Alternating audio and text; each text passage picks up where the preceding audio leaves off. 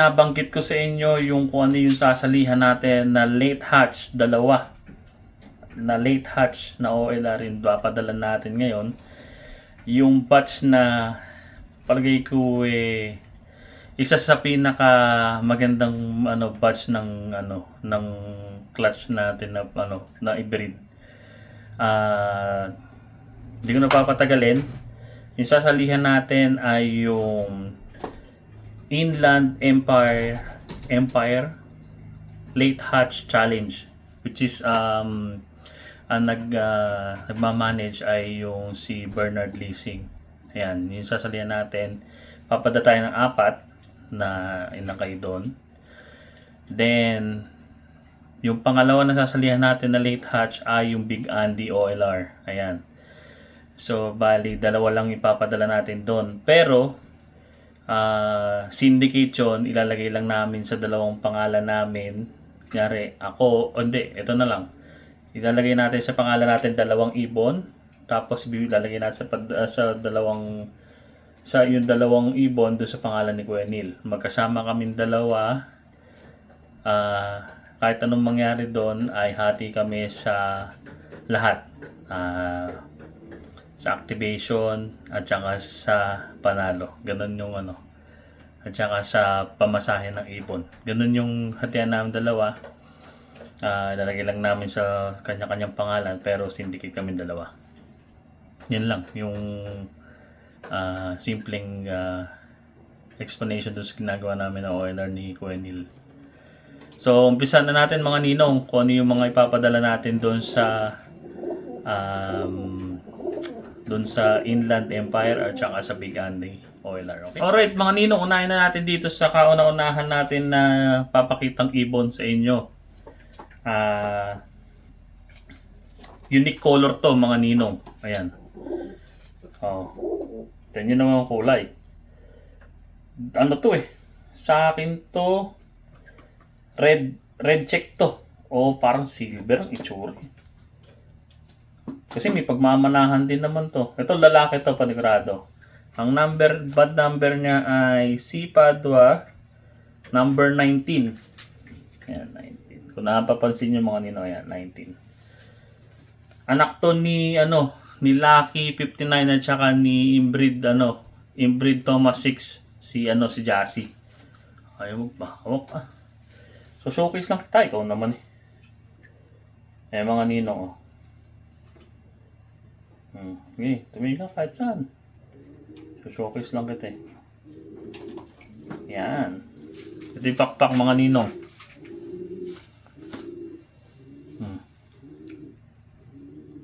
Pakpak. Kabila.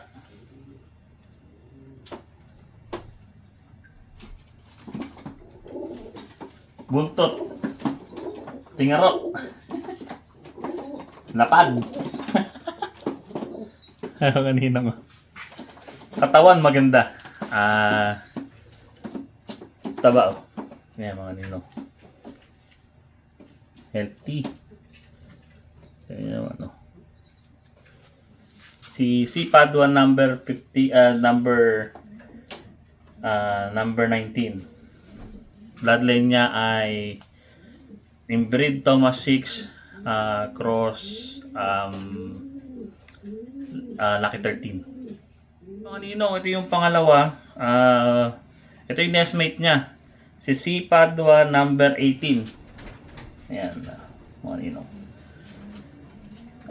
Ang ganda nung nung kulay. Pakpak. Pag nestmate yun, si 18 at saka ito si 19.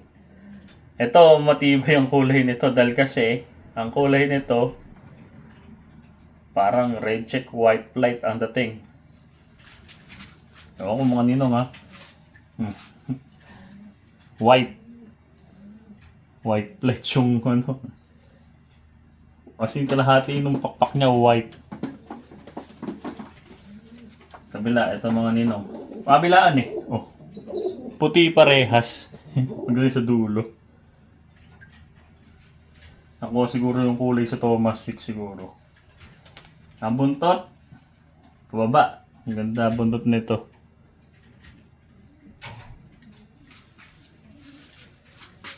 Ito yung katawan. Kasi laki din nung nung isa. Katawan niya. Ganda ng kulay oh. Pang pambihag sa pambihag sa pangalan nere. Pambihag sa hawk. Pampakain sa hawk ang itsura. So, yun mga ninong, yung pangatlong ipapadala natin sa sa Inland Empire. Si Padua number 17. Ayan, number 17 mga ninong. Ito yung nag-iisang anak na nag-iisang napisa na itlog ni Hanabi at saka ni Gojo. Kung napapansin nyo, may isa siyang anak. Yan o. Tingin ka naman doon. Ano ba naman yan? Sinushowcase ito eh. Ayaw ba, diwag? Katulad yung tatay mo, yung pahawak. Grabe. Mapipigtas lahat ng mapipigtas na balahibo. Ayan mga ninong yung pakpak.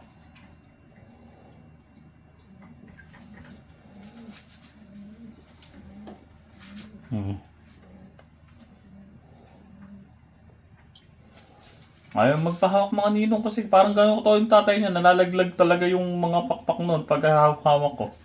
Paano na kapipiglas ang kapipiglas. Napuputol. Ngayon buntot mga ninong, maganda rin buntot na ito. Pababa. Pababa siya. Katawan. Ito medyo to bangkain ng itsura. Mana doon sa tatay. Ayun o. Ito mo. Yung mga ninong pahawak talaga. Kulit. Ayun o. Bangkain. Pero malaki katawan o. Taba din.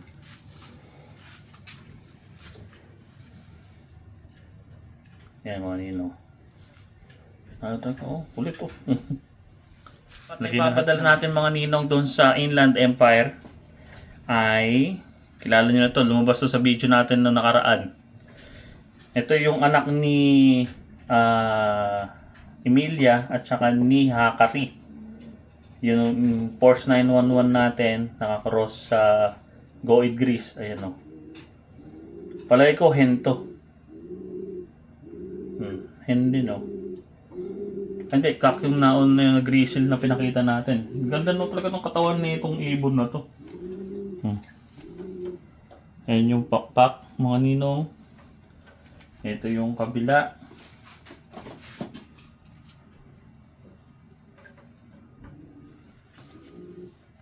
Ang buntot. Ang ganda ng buntot na ito. Walang sinabi yung tatlong nauna. Pero hindi natin kukusundahin. Bawal mong urusunada. Oh, ito rin. Ganda ng katawan. Oh. Tapos, ito yung niya. Muscle niya. Mga ninong. Ganda. Ganda pa niya titindig. Yan.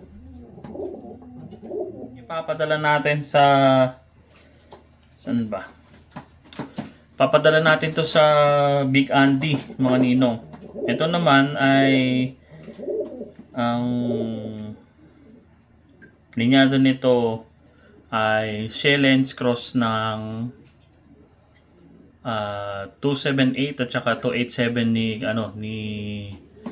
Baldwin. Kasi yung si Kaiju kinross ko kay Sweet 16. Ito naging anak nila. Yan. Laki na nito. Lalaki ito mga ninong.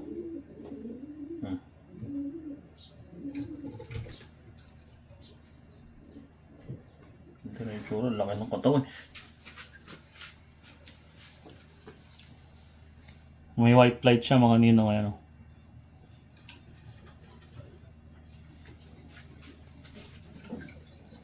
Ito yung kabila. Ito yung buntot. Ayan. Ganda rin. Tapos ang katawan mga ninong. Bangkain din. Oh. Mahaba. Pagka ginanon mo. Pero maikli yung ano niya, keelbone na, pero mahaba yung katawan nung nitong ibon na to. Pero mali ito kasi keelbone niya.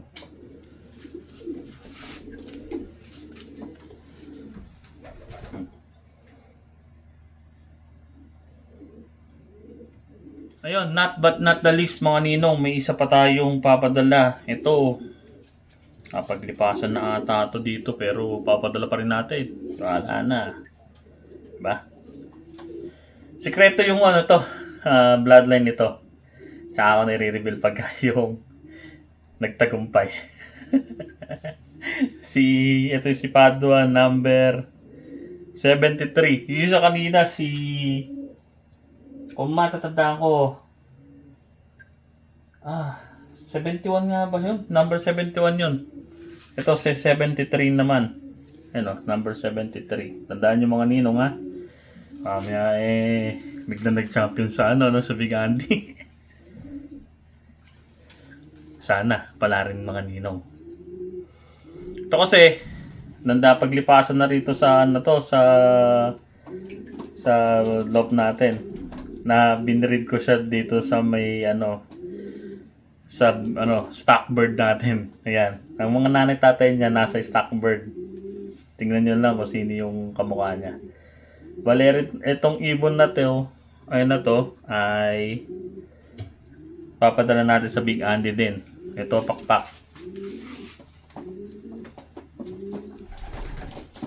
Yan, mga ninong pakpak. Both side. Ito.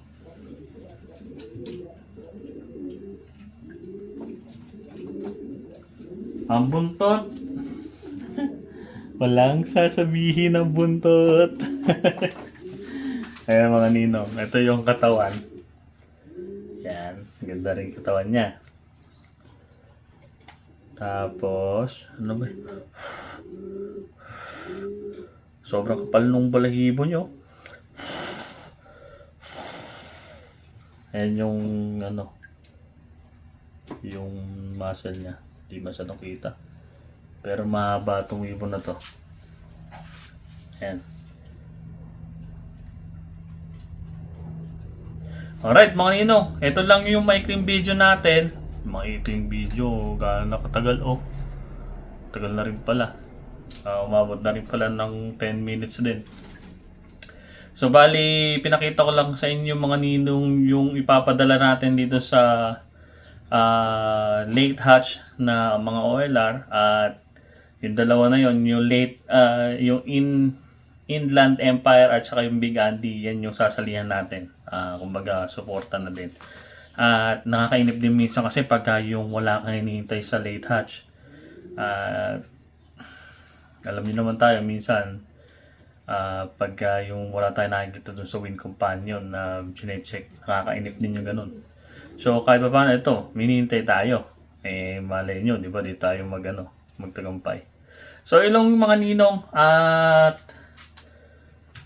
big shout out dun sa dun sa 737 natin na followers dyan sa YouTube channel natin. Ayan, bali maraming salamat at nadadagdagan pa tayo kahit pa paano. Paisa-isa, pero nakakatuwa at nag-grow yung channel natin paunti-unti. At maraming salamat sa inyong panonood mga ninong at hanggang sa susunod na vlog natin. Ito si CM Padua na nagsasabing masarap mag-ibon! Peace mga ninong!